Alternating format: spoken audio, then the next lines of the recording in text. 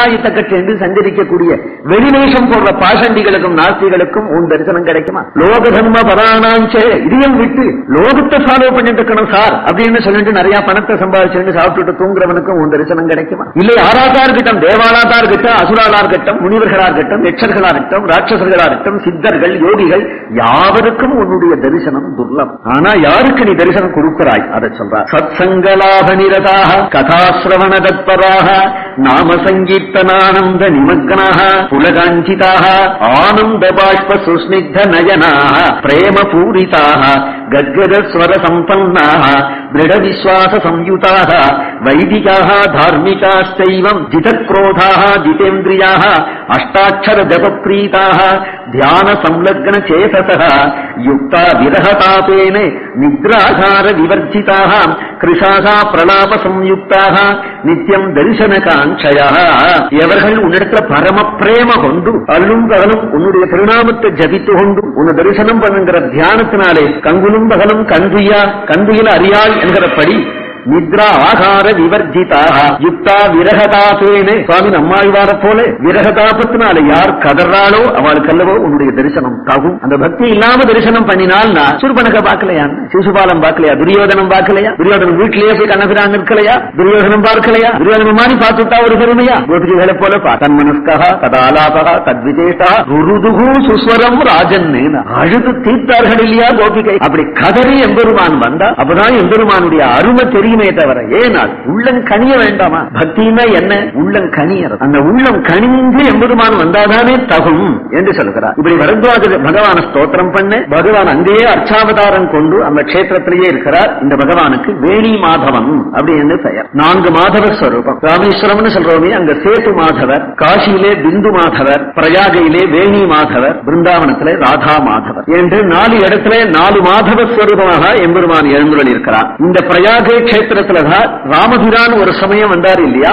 ஆரம்பத்திலேயே சொன்னேன். கங்கையினுடைய அக்கறையில பிரயாக கஷேத்திரம், கங்கையினுடைய இக்கரையிலே சிங்குபேரபுரம் என்கின்ற குகன் இருந்த ஊர் இன்னைக்கே இருக்கு. இன்னைக்கே அந்த குகன் இருந்தானே, ஏழை ஏதலன் கிழமகன் என்னாது எம்பெருமான் போய் கட்டி கொண்டாரே, அந்த குகன் இருந்த ஊர் இன்னைக்கே இருக்க. கங்கையை தாண்டி விட்டாருக்கு அடுத்தபடியாக இந்த பிரயாகை என்று வரதாகாசிரமத்துல ஒரு நாள் தங்கினாரே பெருமாள் அந்த இடம் இருக்கு. பிரயாக கஷேத்திரத்துல எம்பெருமான் நீல மேக ரூபம் தியாயாமி சதா நீரஜநயனம் தியாயாமி கால காலாதி சகல சுரபௌயம் காளிந்தி கங்கா சரஸ்வதி சேத்யம் நீலமேக ரூபம் தியாயாமி.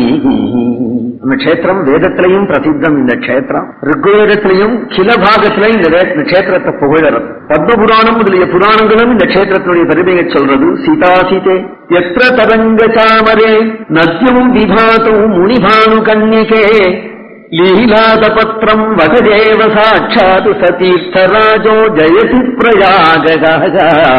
ஒரு அரசன் உட்கார்ந்து கொண்டால் 2 பக்கத்திலையும் சாமர கன்னிகைகள் சாமரம் போடுறது போல பிரயாகம் என்கின்ற இந்த தீர்த்தராஜனுக்கு கங்கையும் யமுனையும் 2 பக்கம் தன்னுடைய அலைகளாலே சாமரம் போடும்படியாக இருக்கக்கூடிய சர்வ தீர்த்தங்களுக்கும் ஒரு ராஜாவை போல விளங்குகிறது என்று சொல்லுகிறார். இதுல மாக மாசம், அதாவது மாசி மாசத்துல ஒவ்வொரு தீர்த்தங்களுக்கு ஒவ்வொரு கஷேத்திரங்களுக்கு ஒவ்வொரு சமயம் பிரதானமா இருக்கு. அப்படி வரும்பொழுது நாம் ஸ்ரீரங்கத்துல காவேரின்னு சொன்னால் துலா மாசம் முக்கியம்.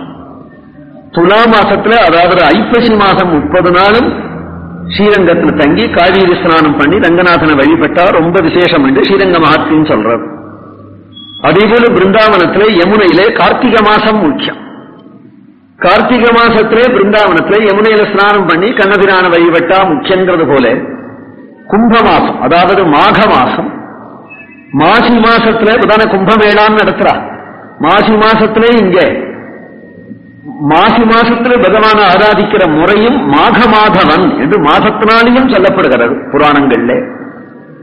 இந்த தீர்த்தத்துல இருந்து பகவான ஆராதிச்சா விசேஷங்கிறதுனால்தான் இந்த வருஷம் நாம் அந்த மாக மாசத்துல அங்க போய் ஒரு சப்தாகம் பண்ணி சில நாட்கள் அந்த கஷேத்திரத்துல இருந்துட்டு வந்தோம். மாக மாசம் இந்த கஷேத்திரம் மிகவும் உயர்ந்ததாக சொல்லப்படுகிறது. தாவதி பிரபாவகா தீர்த்தானாம் தேவானாம் விசேஷதா தாவத் பிரபாவோ வேதானாம் யாவன்னாப்னோதி ஜான்ஹவி. பிரயாகிலேருந்து பருவட்டு வந்தோம்னா கங்கா தீரத்தோட வந்தோமானால் காசி என்கின்ற மகாட்சேத்திரம் இருக்கு. இந்த கஷேத்திரத்துக்கு அவிமுக்தம் ஒரு பெயர், ஆனந்த கானனம் என்று ஒரு பெயர், காசி என்றும் ஒரு பெயர், இப்படி பல பெயர்கள் வழங்குறார். பெரும்பாலும் எல்லா புராணங்களும் இந்த கஷேத்திரத்தினுடைய பெருமையை சொல்றது. விசேஷமாக ஸ்காந்த புராணத்துல ஒரு பாகம் பூரா இந்த கஷேத்திரத்தையே சொல்லுகிறது. மோட்சம் தரக்கூடிய நகர் 7 இதுவும் ஒன்றாக எடுக்கப்படுகிறது. அயோத்தியா, மதுரா, மாயா, காசி என்று இதுவும் ஒரு கஷேத்திரமாக எடுக்கப்படுகிறது. வாரணாசி என்றும் இதுக்கு பெயர். காசி, வருணா என்கின்ற 2 நதிகளுடைய மத்தியில இந்த நகரம் அமைஞ்சிருக்கிறதுனாலே வாரணாசி அப்படின்னு சேர்த்து சொல்றார். அஸ்யாச்ச வரணாயாச்ச கங்காயாம் சங்கமாந்தரே ஸ்திதேயம் நகரி புண்ணியா வாரணாசி பதஸ்மிருதாக. அவிமுக்தம் அப்படின்னு சொன்னால் சிவபெருமான் இந்த கஷேத்திரத்தை எப்போதும் விடுவதே கிடையாது. இந்த கஷேத்திரத்திலேயே எழுந்துள்ளி இருக்கிறார். விஸ்வநாதன்கிற பெயரோடு கூட அவர் விடாத ஒரு கஷேத்திரமா இருக்கிறதுனாலையும் அவிமுக்தம் என்று இருக்கு பெயர். பிரகாசத்தே ஞானமஸ்யாம் விஸ்வேஸ்வர கிருபாபலாத் தஸ்மாத் காசீதி விக்யாதா சாஷ்டிதா முமுட்சுபிஹி. இந்த கஷேத்திரத்திலே விஸ்வேஸ்வரர் எல்லாருக்கும் மரண காலத்திலே ஞானத்தை கொடுக்கிறார்.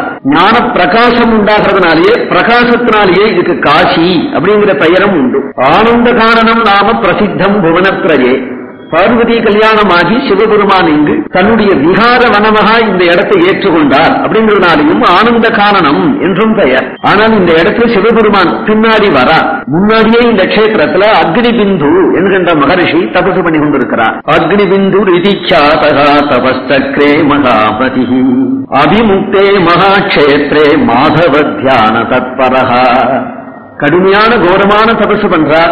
சில நாட்கள் பஞ்சாக்னி மத்தியில தபசு பண்ணார். வெறும் தண்ணீரை மட்டும் சாப்பிட்டு கொண்டு தபசு பண்ணினார். பூஸ்பர்சமே இல்லாதபடி தபசு பண்ணினார். துருவன் தபசு பண்ணது போல. தபசுக்கு பகவான் வரமாட்டான் சற்று முன்னாடிதானே சொன்னோம்னால் இவருடைய தபசு ஜஜாபத் துவாதசாட்சரி. துவாதசாட்சரி என்கின்ற மகாமந்திரத்தை தியானம் பண்ணிக்கொண்டு பகவான தியானம் பண்ணிண்டு பக்தி யோகமாகிய தபசு பண்றார். அதனால பகவான் பிரசன்னமானார். தாமோதரஸ்து தயயா தஸ்ய திருஷ்டி பதம்யம் சங்கசக்கர கதா பாணிஹி சரணாகதவத்சலா மந்தஸ்மித முகம் போஜா மாதவோ பக்தவத்சலகா பீதாம்பரதர சீமானே கௌஸ்துபா முக்தகம் தரகா. பகவான் சங்கசக்கர கதாதரனா நீலமேக சியாமணனா அந்த முனிவருக்கு தரிசனம் கொடுக்க அந்த முனிவர் ஆனந்த பாஷ்பத்தோட கைகுடித்து பகவான ஸ்துதிக்கிறார். யத்பாத பத்ம மகரந்த மஜீது கங்கா பாவானி சம்ஹரதி கீர்த்தன மாத்ருதூதி தம் லோகநாத மனகம் பரமம் பவித்ரம் விஷ்ணு திரிவிக்ரமமகம் சரணம் பிரஜாமி. கங்கை கங்கை அப்படின்னு அவருடைய பெருமை எதனாலே என்னால் யத்பாத பத்ம மகரம் தமஜி தாமரை என்றால் அதுல தேன் உண்டாகுமே.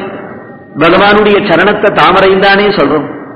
அதுல உண்டான தேன் போலே கங்காதேவி ஓடி வருகிறாள். அதுல மொய்க்கிற வண்டு போலே ரிஷிகள் எல்லாம் அங்க உட்கார்ந்து கொண்டு தியானம் பண்ணார். காசியில எதனால மோட்சம் உண்டாரு? யாரு மோட்சம் கொடுக்கிறார்னா சிவபெருமான் மோட்சம் கொடுக்கிறாரா? எப்படி மோட்சம் கொடுக்கிறார்னா காசியில எந்த ஒரு ஜீவன் கழுதே நாய் உள்பட ஈ எறும்பு உள்பட காசியில செத்து போனால் அந்த ஜீவனுக்கு கடைசி புள்ள பக்கத்துல வர்றது போலே சிவபெருமான் வந்து அவனுக்கு கர்ண மந்திரம் சொல்றார். பொதுவாக கர்ண மந்திரம் சொல்றதுன்னு சாஸ்திரங்கள்ல சொல்லியிருக்கு. சாகும்பொழுது புத்திரன் பக்கத்துல இருக்கணும், புத்திரனுடைய மடியில தலையை வச்சுதான் சாகணும் அப்படின்னு நம்முடைய ஹிந்து சாஸ்திரங்கள் சொல்றது. சாகர சமயத்துல ஐயோ அப்பான்னு அடிச்சுன்னு கத்தாம அந்த உயிர் பிரிகிற சமயத்துல நாம் பந்துக்களா இவ்வளவு காலம் நம்மளை உழைச்சு குடும்பஸ்தராக நம்மளை காப்பாத்திருக்காரே அவருக்கு நாம் செய்யக்கூடிய ஒரு கடமை உண்டாகில் உயிர் பிரிகிற சமயத்திலே எம்பெருமானுடைய திருநாமங்களை இறந்து சொல்லணும். அழக்கூடாதப்போ அதுதான் நம்ம செய்யணும். ஆனால் பிள்ளைகள் சமீபத்தில் பக்கத்துல இருப்பாளோ இல்லையோ தெரியாது. அந்த பிள்ளையும் இப்படி ஒரு பகவன் நாமத்தை சொல்லுவனோ மாட்டானோ தெரியாது. புள்ள நெருப்பு போட்டால் மோட்சம், புள்ள கவனிச்சால் நல்ல பதம் கிடைக்கும் அப்படின்லாம் சாஸ்திரம் சொல்றது. ஆனா அது மாதிரி பிள்ளையே இப்ப உலகத்துல இல்லையே. ஒரு நாள் புத்திரன் அமெரிக்காவில் இருக்கிறான், ரஷ்யாவில் இருக்கிறான், உத்தியோக நிமித்தமா அங்க போயிட்டான். இவனும் சொல்றான் எப்படியோ நல்லபடியா இருந்தா சரி என்று சொல்றான். அப்ப பக்கத்துல சம்ஸ்காரம் பண்ணாமன் இருப்பான்னு சொல்ல முடியாது. ஆனால் சிவபெருமான் இந்த க்ஷேத்திரத்துல எந்த ஒரு ஜீவன் காலமானாலும் பிராணப்பிரயாண சமயே தவ சிந்தனம் ஹி முக்திம் ததாதி கில மாதவ தீனபந்தோ